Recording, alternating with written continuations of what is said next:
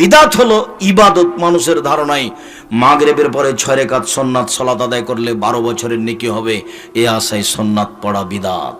শুনুন, দুরুদে ইব্রাহিম ছাড়া আল্লাহুম্মা সাল্লি আলা সাইয়্যিদিনা মাওলানা নবিয়ানা মুহাম্মদ, এই দুরুদ রাসূলের দুরুদ নয়, এই দুরুদের নাম হলো বিদাত।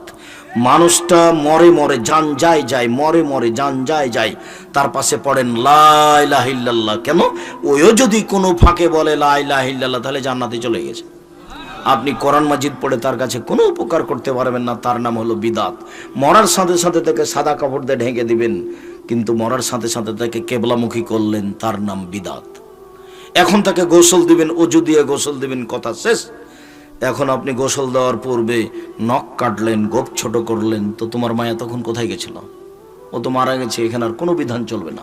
নখ কাটা যাবে না, গোপ ছোট করা যাবে না, এ এখন ওই পারে চলে গেছে, আর এই পারে না, এখানে কোনো বিধান চালু হবে না, শুধুমাত্র ওযু দিয়ে গোসল হবে।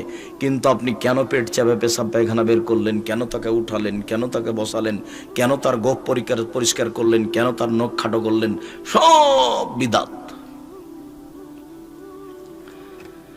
আরো যে টাঙ্গাইলে গোসল দেওয়ার সময়তে যে কত পাপ আছে বিদাত, আল্লাহ ভালো জানে। বুবু বুবু করে কি যে করে তারা আল্লাহ ভালো। উপস্থিত বৈঠকের মুসলিম বোন শুনেন, জানি না আপনাদের দু একজন মহিলা এসেছে কিনা যারা দিন ধর্ম কিছু বুঝে। আপনি বাস ওযু দিয়ে গোসল দিবেন, হাত দুটা ভিজিয়ে, হাত কমচি পর্যন্ত হাত ধুয়ে দিয়ে, হাত দুটা ভিজিয়ে মুখে একটু কুলি দেখাবেন, নাকে একটু পানি দেখাবেন, মুখটা ধুয়ে দিবেন, তারপর কোনই পর্যন্ত ধুয়ে ফেলবেন, তারপর মাসা করাবেন, তারপর পা ধুয়ে ফেলবেন, তারপর তাকে একবারে পুরো কাত করে দিবেন। বাম কাতে, ডান কাত ধুইতে হবে, পানি ঢেলে দিয়ে সাবান গায়ে মেখে দিয়ে খুব জোরে ডোলে একবারে 3 বার পরিষ্কার করবেন। ধুয়ে পরিষ্কার করে দিয়ে গাও মুছে দিয়ে 3টা কাপড় বিছিয়ে দিয়ে লাশ উঠিয়ে দিয়ে ডানেরটা বাম উঠিয়ে দিতে হবে, আগে কাপড়টা বামের দিকে উঠিয়ে দিতে হবে, এরপরে জানাজা। গোসলের সময় এই বলিও বুবু, সেই বলিও বুবু, এই করো বুবু, সেই করো বুবু, সব হারাম, সবই বেদাত। এখন লাশ নিয়ে যেতে হবে তো কাঁধ পরিবর্তন করতে হবে, 3 বার নামাতে হবে, সব হারাম, সব বেদাত। কেউ আগে যেতে পাবে না, কেউ আগে বসতে পাবে না, সব বেদাত। এবার লাশটা ঢোকাতে হবে যেদিকে পা থাকে সেদিক থেকে। তাহলে কোন দিক থেকে ঢোকাতে হবে? দক্ষিণ দিক থেকে। তা আমাদের দিকে যে পশ্চিম দিক থেকে সুবিধা মতো ঢুকিয়ে দেয়, সুবিধা মতো ঢুকে দেখুন কি করব বলেন? সব বেদাত। একবারে পা থেকে দক্ষিণ দিক থেকে ঢোকাতে হবে। দক্ষিণ দিকে ঢোকানোর সময় বলতে হবে বিসমিল্লাহি আলা মিল্লাতি রাসূলিল্লাহ সাল্লাল্লাহু আলাইহি ওয়াসাল্লাম। এরপর পুরো ডান কাতে লাগিয়ে দিতে হবে, পুরো একবারে পুরো অলের সাথে লাগিয়ে দিয়ে ডান কাতে রাখতে হবে। মুখখান ডান দিকে করে দিয়ে বলছে ঠিক হয়ে গেছে। আমরা তোর বুকের উপরে হাত বেঁধে দেয় নামাজি, এই পাশে হাত রাখতে হবে, এখানে নয়, এর উদ্দেশ্য খারাপ। 3 অঞ্জলি মাটি দিবে দাঁড়ানো অবস্থায়, বিসমিল্লাহ বলে, মিনহা খালাকনাকুম চলবে না, বিসমিল্লাহ। দাঁড়ানো অবস্থায় এভাবে বাঁকা হয়ে 3 জলে মাটি দেবে। অনেক মানুষ তাই এক ডালিতে মাটি নিয়ে সবাইকে ছয়া নিয়ে দিল, নাউজুবিল্লাহ, এর নাম বিদাত। কত কি যে করলো, পাশ থেকে বলে দিল যে বলেন উত্তর বলেন, মান রব্বুকা, বল রব্বি আল্লাহ। মৌলানা সাহেব বলে দিয়েছেন পাশ থেকে উত্তর। তারপরে আপনার পানি ছিটে, যদি ধুলা উড়ে তাহলে পানি ছিটাবেন, তাছাড়া ছিটাতে পাবেন না। তারপরে খেজুরের ডাল পুঁতে দিতে পাবেন না, ওই হাদিস সাময়িক ব্যাপার, ওইটা সুন্নাত নয়।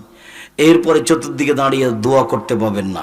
যে বাড়িতে মারা মরেছে সে বাড়িতে 3 দিন কোনো খাওয়ার ব্যবস্থা হবে না। এখন আজকে আগে মিষ্টি কিনে নিয়ে আসে, জানাজার পরে ওর বাড়িতে সবাই মিষ্টি খেয়ে যাচ্ছে। 3 দিন যাবত এই বাড়িতে খানা পানি রান্না হবে না বলে, যারা ঢাকা থেকে এসেছে ওরা টাঙ্গাইলে হোটেল এখানে খাবে না। কেমন দেখায় মেহমান মানুষ। মেহমান মানে খেতে দিতে হবে না, তার নাম মেহমান। আজকে ওকে খেতে দিতে হবে না এ বাড়িতে, তার নামই হচ্ছে জানাজা, তারই নামই শোক পালন। আমি বুঝাতে পারি না, মানে সম্পূর্ণ উল্টে গেছে। ওকে নাকি খাওয়াতে হবে। 4 দিনের দিন গরু জবাই করে খাওয়ালেন, নাম শিরক। গরু জবাই করে যে খাওয়ালেন, তো যেটা করলেন সেটা তো বাপের নেকির জন্য করলেন, যেটা ওর নাম সাদকা। আর সাদকা কাকে বলে জানেন? মানুষের ময়লা। সাদকা হচ্ছে কিসের ময়লা? মানুষের ময়লা। তো তোমার চাচা যে এসেছে, ও যে ঢাকায় আছে, গাড়ি নিয়েছে, ধনী মানুষ, তো মানুষের ময়লা খাবে কি করে? এটা যে হারাম তার জন্য।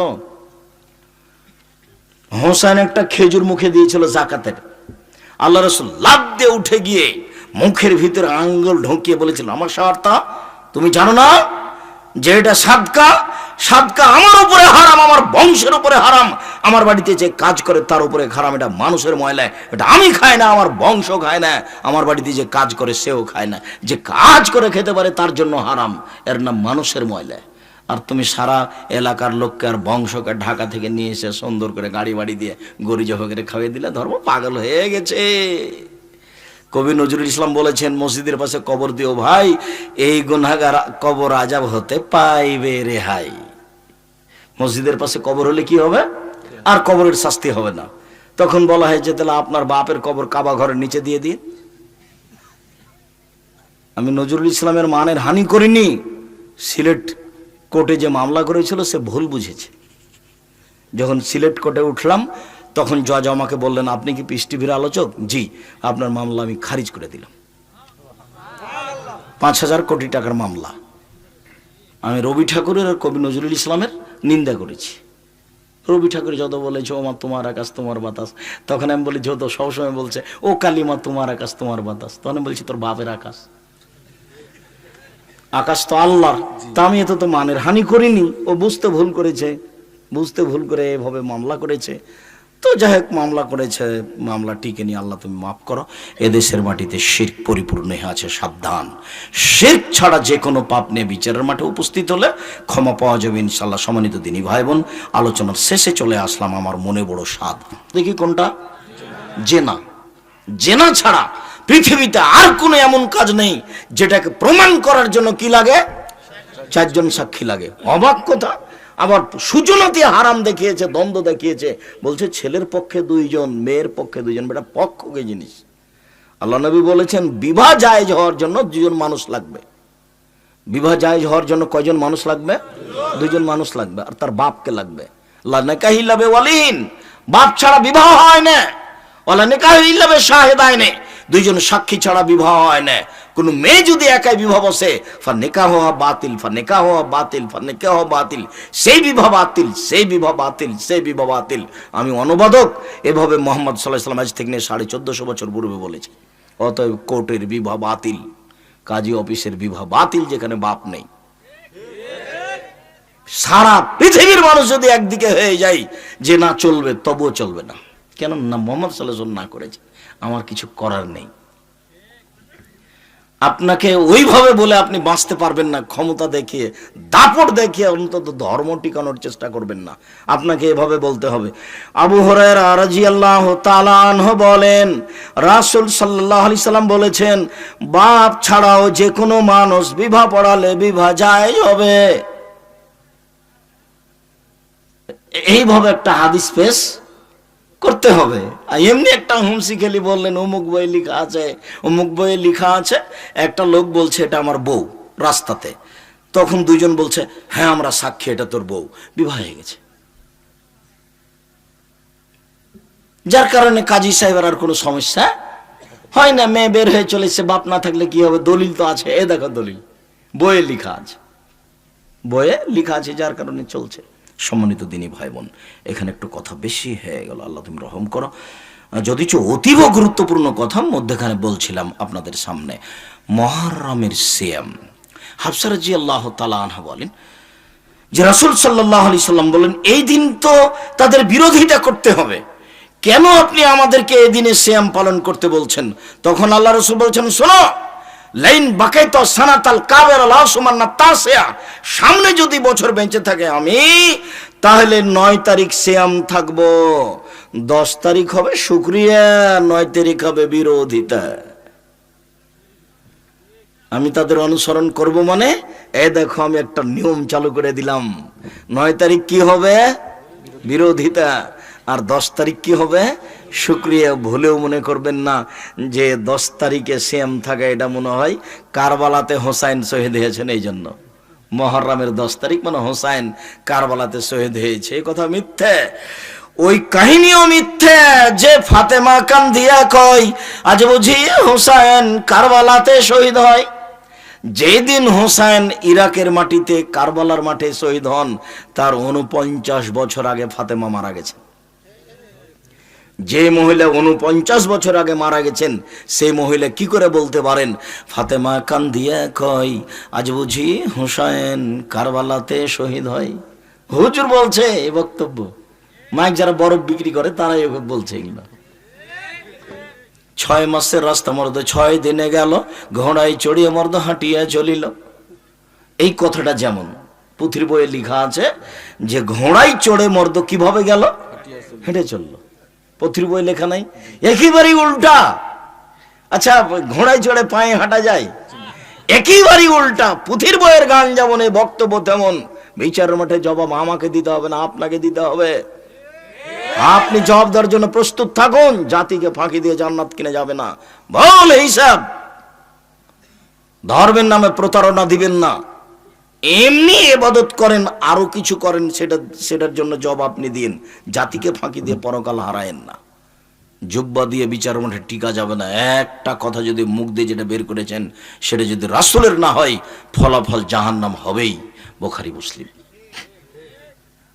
সম্মানিত দিনী ভাই বোন, হাফসা রাদিয়াল্লাহু তাআলা আনহা বলেন 4টে জিনিস আল্লাহ রাসূল কখনো ছাড়তেন না। 1, সোম আশুরা মুহররমের 10 তারিখের সিয়াম, ওয়াল আসরে যুলহিজ্জার 1 থেকে 9 পর্যন্ত সিয়াম, ও সালাসাত আইয়ামিন মিন কুল্লি শাহর প্রত্যেক মাসের 3 দিন সিয়াম, ও রাকাতাল ফজরে ফজরের 2 রাকাত সুন্নাত। মনে থাকবে না মনে হয়? 1 মুহররমের 10 তারিখের সিয়াম, 2 যুলহিজ্জার 1 থেকে 9 পর্যন্ত সিয়াম, অতি আরাফা চলে এসেছে। 3 প্রত্যেক মাসে 3 দিন সিয়াম, 4 ফজরের 2 রাকাত সুন্নাত। আল্লাহ রাসূল বাড়িতে পড়তেন, বাইরেও পড়তেন। সম্মানিত দ্বীনী ভাই বোন, রাসূল সাল্লাল্লাহু আলাইহি সাল্লাম বলেন আতা সিয়ামে আশুরা আতা সিবাল্লাহি ওয়া ইউকাফিরা সানাতাল্লাতি কাবলাহু। আমি আশা করছি কেউ যদি মুহররমের 2 দিন সিয়াম থাকে তাহলে তার বিগত 1 বছরের পাপ ক্ষমা হবে। হাদিস বুখারী মুসলিম। তিনি পরের বাক্যে বলেন সিয়ামে ইয়ামে আরাফা আহতাসিবু আলাল্লাহি আন ইউকাফিরা আল্লাহ সানাতাল্লাতি কাবলাহু ওয়া সানাতাল্লাতি বাদাহু। আমি আশাবাদী মানুষ যদি আরাফার 1 দিন সিয়াম থাকে তাহলে আগে পরে 2 বছরের পাপ ক্ষমা হবে।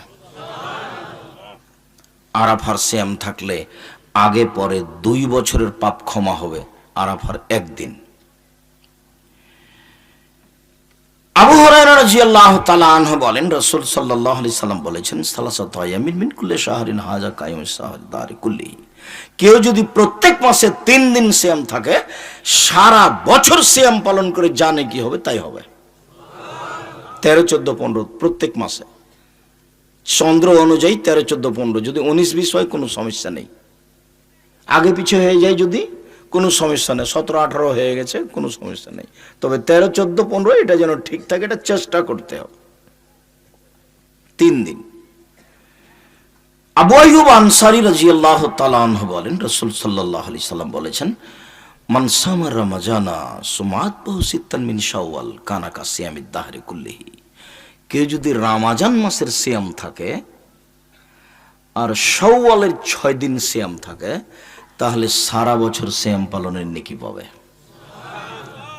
উপস্থিত বৈঠকের দিনে মুসলিম ভাই বোন, মহিলা বৈঠকে বা হুজুর বলেছেন যে হায়েজের কারণে যে সিয়াম রোজাগুলি মহিলার ছুটে গেছে ওগুলো আগে করতে হবে, কেননা এটা হলো ফরজ। আর সওয়ালেরটা নফল, এটা পরে করতে হবে। এই কথাটা মিথ্যা, ভুল হয়েছে। কেননা মহিলার হায়েজের কারণে যে সিয়ামগুলি ছুটে গেছে এই সিয়ামগুলি করার ব্যাপারে আল্লাহর নবী সারা জীবন অনুমতি দিয়েছে।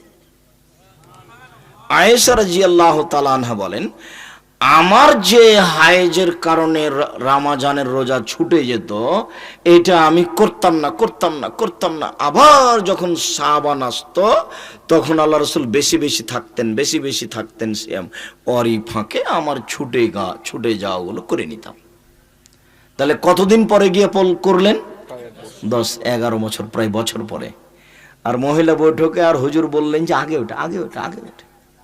এটা সুন্নাত, এটা পরে, আগে ফরজ। মানে ধর্মকে পাগল পায়ে নিয়েছে।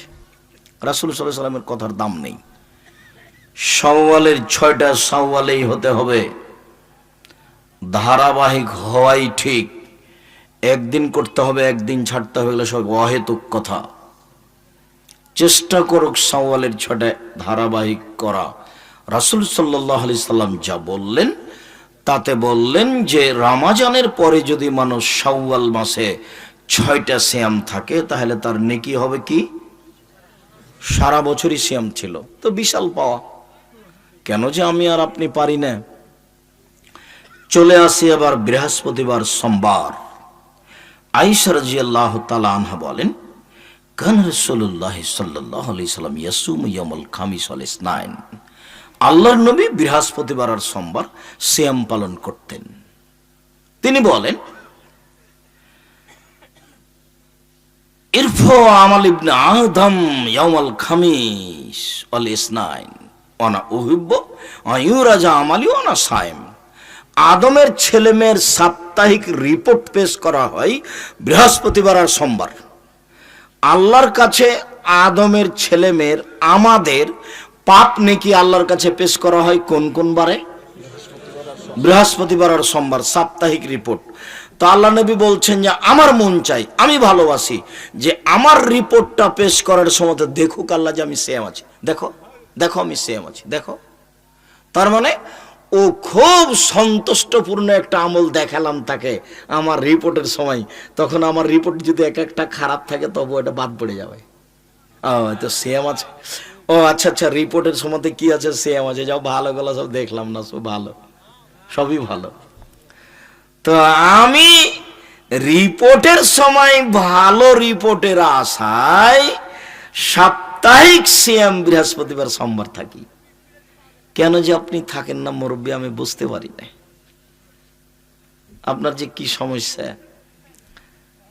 খেয়েই তো মরলাম, না খেয়েই তো মরতাম না।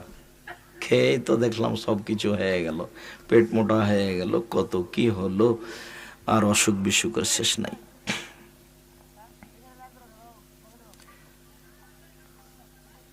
শাবানের সিয়াম এবার আমরা কাছাকাছি চলে এসেছি। আয়েশা রাদিয়াল্লাহু তাআলা আনহা বলেন, কানা ইয়াসুমু শাবানা কুল্লাহু। আল্লাহর নবী পুরো শাবান সিয়াম পালন করতেন। অফিরিয়াতিন ইয়াসুমু শাবানা ইল্লা কালিলান। আল্লাহ রাসূল 2-1 দিন 2-4 দিন বাদ দিয়ে পুরো শাবান সিয়াম পালন করতেন। উম্মু সালমা রাদিয়াল্লাহু তাআলা আনহা বলেন, তার স্ত্রী সম্মানী মহিলা, লা ইয়াসুমু শাহরাইনে মুতাতাবিআইনে ইল্লা শাবান আর রমাজান। আল্লাহর নবী শাবান আর রমাজান ছাড়া পরস্পর 2 মাস সিয়াম পালন করতেন না। পরস্পর ধারাবাহিক 2 মাস সিয়াম পালন করতেন। কোন কোন মাস? শাবান আর রমাজান। আজকে শাবানের কত তারিখ? 27 শাবান হয়, আজ 9 তারিখ। মানে আজ শাবানের কয় এটাই জানছি না। অথচ আল্লাহ রাসূল বলছেন, দেখো রমজানের প্রস্তুতির জন্য শাবানকে গুনে রাখো, শাবানকে গুনে রাখো, শাবানকে গুনে রাখো, হিসাব নিকাশ ঠিক রাখো, হিসাব নিকাশ ঠিক রাখো। রাখতে রাখতে রাখতে যদি দেখো যে শাবানের শেষ দিন আকাশ মেঘাচ্ছন্ন, চাঁদ তো দেখা যাবে না, তাহলে কি করতে হবে? তাহলে শাবান 30 করে নাও, যা হবে হবে, ওদিকে যা হোক হোক। শাবানকে কি করে নাও? 30 করে নাও। তারপরে শুরু করো রমজান। শেষে কমলে কমুক, কিন্তু শাবান যেন গণনায় ঠিক থাকে। আচ্ছা, আল্লাহ রাসূল যে এত কথা বললেন তা আপনার কাছে একটুকু দাম থাকলো না? খালি আসলেন আর হইচই করে বাদাম খেয়ে চলে গেলেন। যে এখনো আপনার ছেলেটা ঘুরছে, ও কত বড় বেয়াদব দেখেন, গল্প করছে, ওটা আপনারই ছেলে। আপনি কি মনে করছেন কোনো অমুসলিম হিন্দুর ছেলে এখানে চলে এসেছে এই মুহূর্তে? না, আসতেও পারে, কেননা আমি হিন্দুকে বক্তব্য দিয়ে দেওয়ার সময় আসতে বলেছি। আমি তারও কিছু না কিছু উপকার করবো ইনশাল্লাহ। আর আমি শিষ্টাচারে উপকার করব। ও দুনিয়াবি দান করুক, তাহলে তার অর্থ সম্পদ বেশি হয়ে যাবে, নিরাপত্তাই থাকবে। এটা বেশি হয়ে যাবে হিন্দু মানুষ হলেও। পরকালে সে কিছু পাবে না, কেননা লা ইলাহা ইল্লাল্লাহ দিয়ে শুরু হয় পরকাল। কি দিয়ে শুরু হয়? লা ইলাহা ইল্লাল্লাহ ওয়া আন্না মুহাম্মাদুর রাসূলুল্লাহ, এই দিয়ে পরকাল শুরু হলো। যতক্ষণ পর্যন্ত এটা মুখে উচ্চারণ না আসবে ততক্ষণ পর্যন্ত পরকালের কোনো কিছু শুরু হবে না। কাউন্টারে হিসাব নিকাশ আসবে এইটা দিয়ে, ভালো মন্দ এইটা দিয়ে হবে।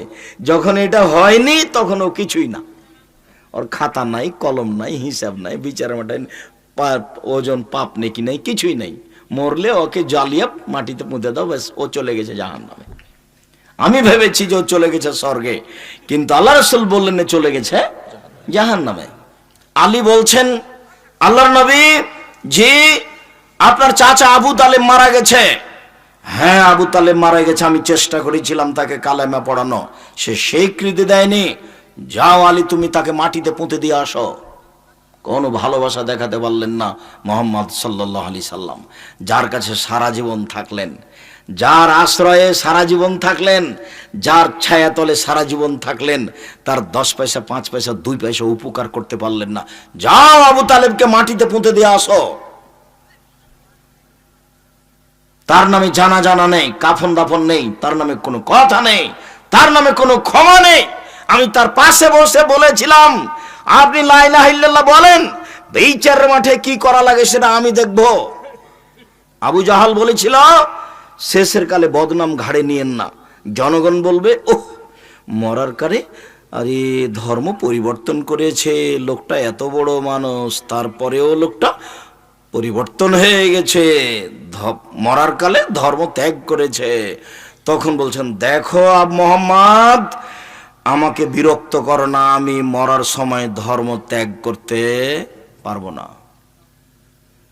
অথচ আল্লাহ রাসূল বলেছিলেন, খালি মুখে বলেন, খালি লা ইলাহা ইল্লাল্লাহ বলেন, বিচার মাঠে কি করা লাগে সেটা আমি দেখব। বিচারের মাঠে তর্ক বিতর্ক আমি আপনার পক্ষ থেকে করব, কিন্তু আমার একটা পথ থাকতে হবে। আমি পথই পেলাম না, তো আমি আপনার উপকার করব কি দিয়ে? যে আব্দুর রাজ্জাক সাহেব বলেছেন যে মুহাম্মদ সাল্লাল্লাহু আলাইহি সাল্লামের বাপ মা জান্নাতে যাবে না, সে নিয়ে যে কত কথা নেটে দেখা যায়, একদিন একটু বিবেচনা করেও দেখে না যে আব্দুর রাজ্জাক সাহেব যে কথাটা বললেন, তো কথাটার ভিত্তি কি? আমি বলিনি এই কথা, মুহাম্মদ সাল্লাল্লাহু আলাইহি সাল্লাম বলেছেন। আমার কিছু করার নাই। তিনি বলছেন, আমি আল্লাহকে বললাম, আল্লাহ আমার মায়ের কবর জিয়ারত করতে চাচ্ছি, আমার মায়ের জন্য ক্ষমা চাওয়ার পথ তোমার কাছে অনুমতি চাচ্ছি, আমার মায়ের জন্য ক্ষমা চাইব। তখন আল্লাহ বললেন, না, তোমার মায়ের জন্য তুমি ক্ষমা চাইতে পারো না। কেন? তোমার মা ওই বাক্য দিয়ে মরেনি। কোন বাক্য? লা ইলাহা ইল্লাল্লাহ। তোমার মা এই বাক্য দিয়ে মরেনি। তাহলে আমার মায়ের কবর দেখতে যেতে চাচ্ছি। হ্যাঁ, তোমার মায়ের কবর দেখতে যেতে পারো, কিন্তু ওখানে গিয়ে বলতে পারো না যে আমার মাকে ক্ষমা করো। তার মানে ওই পথ নেই। ওই পথ শুরু হবে কি দিয়ে? লা ইলাহা ইল্লাল্লাহ ওয়া আন্না মুহাম্মাদুর রাসূলুল্লাহ, আশহাদু আল্লা ইলাহা ইল্লাল্লাহ ওয়া আশহাদু আন্না মুহাম্মাদুর রাসূলুল্লাহ। আমি সাক্ষ্য দিচ্ছি আল্লাহ ছাড়া কোনো মাবুদ নাই, আমি সাক্ষ্য দিচ্ছি মুহাম্মদ আল্লাহর রাসূল। শাবানের শেষ কথা।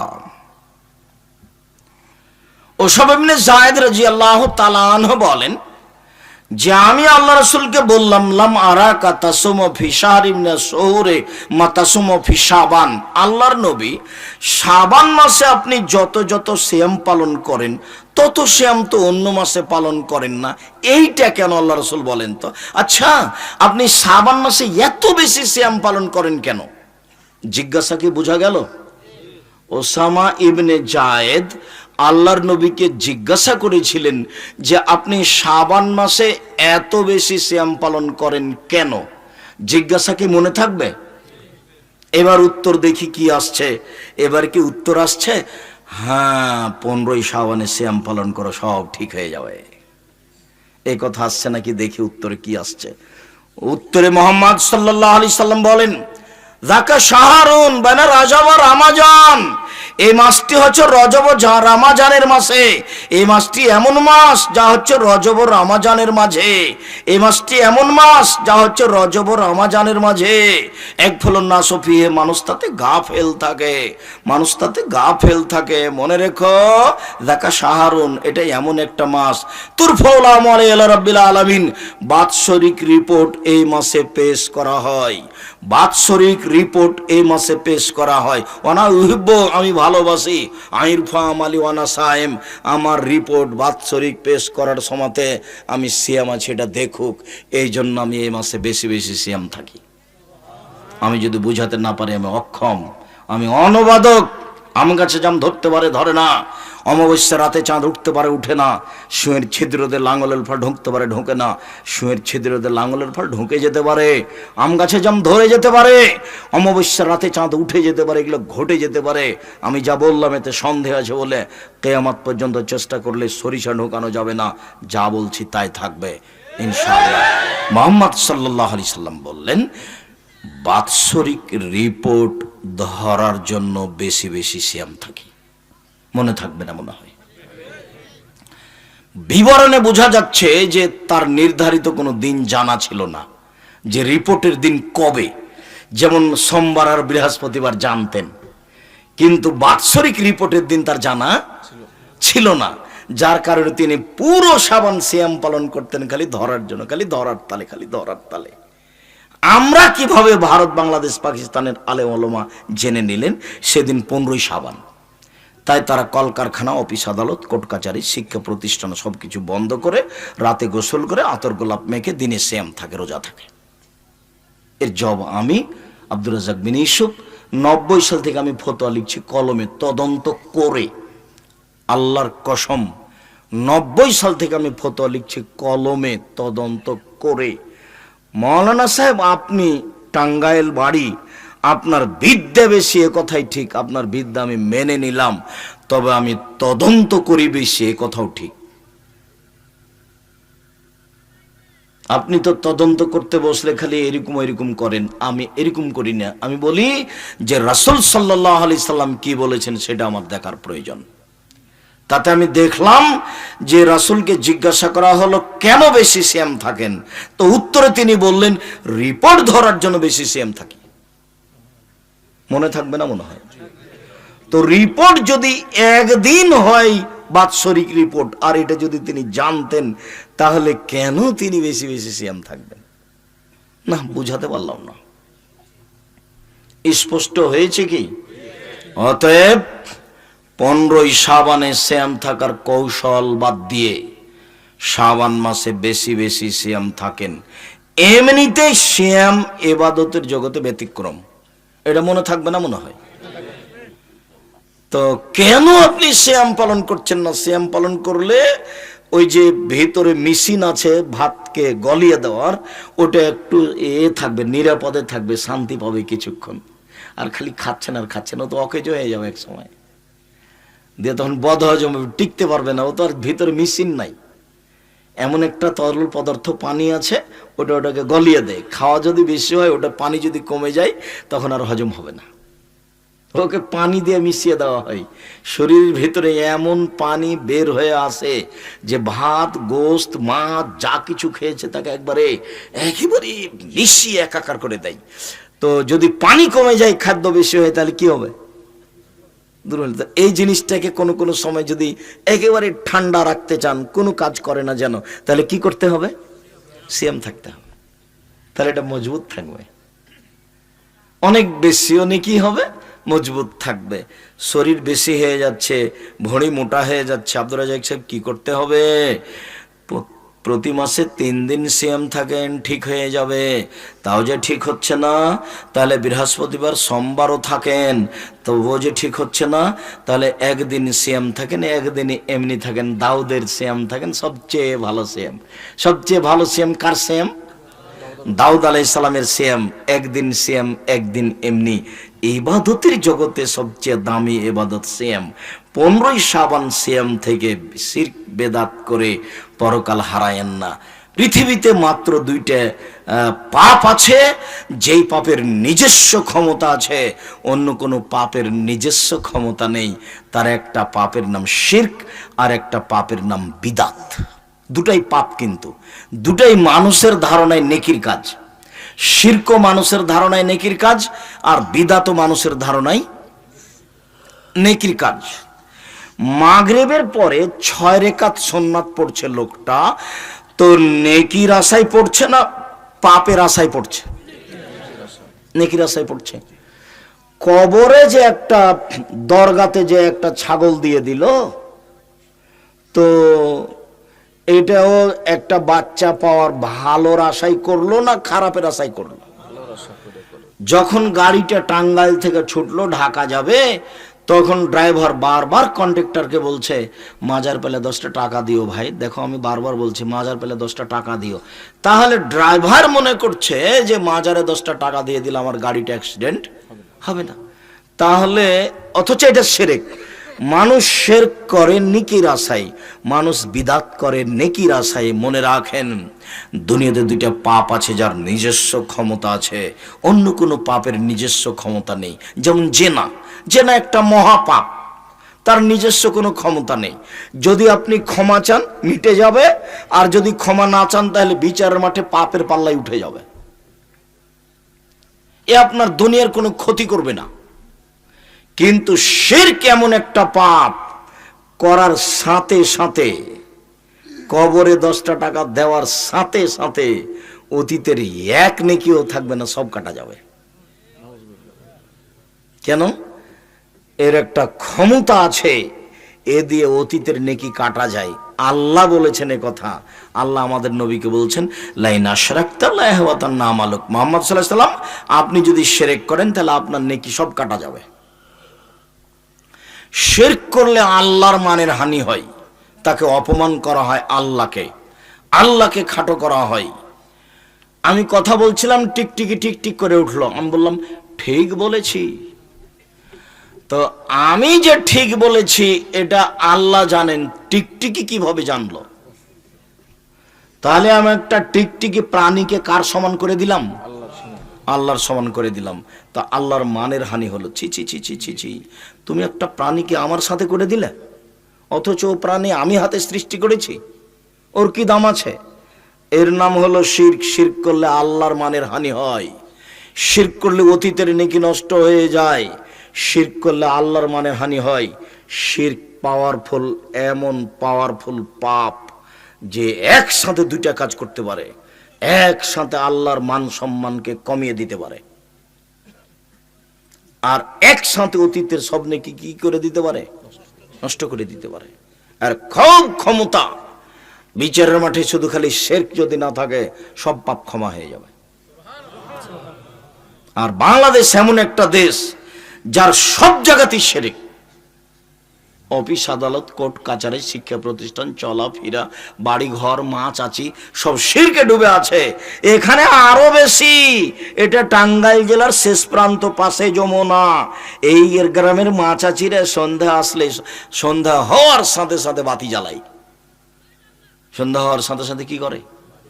বাতি জ্বালায়। সন্ধ্যা হয়েছে বাতি জ্বালা, এটা হিন্দুদের কাজ। চাঁপাইনবাবগঞ্জের শিরক। তুলসী গাছ তুলে ফেলা যায় না, এই কথা বললে শিরক হয়। গরুকে লাথি মারা যায় না, এই কথা বললে শিরক হয়। হাত থেকে গিলাস পড়ে গেলে কুটুম্ব আসতে পারে, এই কথা বললে শিরক হয়। জুতা পায়ে দিয়ে ধানের উপরে হাঁটা যায় না, এই কথা বললে শিরক হয়। পাটা যদি ভাতের পাতিলে লেগে যায় মা মন খারাপ করে, এমন কিছু মনে করলে শিরক হয়। শুনুন, চুলাতে যদি পা লেগে যায় তাহলে মা কিছু খারাপ মনে করে। আপনার মা কুলাতে, কুলা বুঝেন কি? কুলাতে চাউল ঝাড়ছিল, আপনার ছেলেটা দৌড়িয়ে এসে কুলার উপরে চড়ে নিয়েছে, তখন আপনার মা বলছে সর, কুলাতে পা দিতে হয়। এই যে আপনার মা শিরক করলেন, কুলাতে পা দিতে হয় না কেন? আপনার মা বলতে পারেন সর তো এখান থেকে, কাজটা করছি, বিরক্ত করিস না, সর এখান থেকে, তোরা বিরক্ত করছিস আমাকে, এটা বলতে পারে। তো কেন আপনার মা বললেন যে সর এখান থেকে, কুলাতে পা দিতে হয়? বুঝাতে পারি না মনে হয়। চাঁপাইনবাবগঞ্জের শিরক। রাতে ছেলে মেয়ে হয়েছে ঘরে, আতর ঘরে, তো রাতে বের হবে পেশাব পায়খানায়, তখন বলছে লহা হাতে করে বের হও, নাহলে চোরাচন্নি পাখি ধরবে বাচ্চাকে। এটা চাঁপাইনবাবগঞ্জের বলছে, টাঙ্গাইলের আমি জানি না, তবে টাঙ্গাইলে বেশি হবে। কথাই কথাই, মানে পায়ে পায়ে, কথাই কথাই শিরক। শিরকে ডুবে আছে টাঙ্গাইল প্রায় বরিশালের কাছাকাছি, টাঙ্গাইল প্রায় চট্টগ্রামের কাছাকাছি, টাঙ্গাইল প্রায় সিলেটের কাছাকাছি, টাঙ্গাইল প্রায় নোয়াখালীর কাছাকাছি। আব্দুর রাজ্জাক সাহেব ওইদিকে আমাদেরকে ঠেলে নিয়ে গেলেন কেন? আপনি বলেন যে টাঙ্গাইল প্রায় চাঁপাইনবাবগঞ্জের কাছাকাছি। সেটাও আমি বলতে চাচ্ছি কিন্তু পারছি না, এই এলাকাতে শিরক বেশি। আমি দেশ ট্রাভেলস গাড়িতে উঠেছি, এসি গাড়িতে, সন্ধ্যা হওয়ার সাথে সাথে গাড়িতে বা আলো দেওয়া হলো, এই চলে শোনো, তুমি আলো দিলে কেন? তো বলছে আমার মালিক বলেছে সূর্য ডোবার সাথে সাথে গাড়িতে আলো দিতে হবে। এর নাম শিরক। যে কোনো দিবস পালন করলে শিরক হবে। আপনার ছেলেটার জন্মদিন আজকে, সেই জন্য আজকে পিঠা টাঠা করছেন কেন? এখানে কি আছে বলেন তো? আগের দিন করেন তো দেখি পিঠা কেমন লাগে। বলে স্বাদ লাগে না।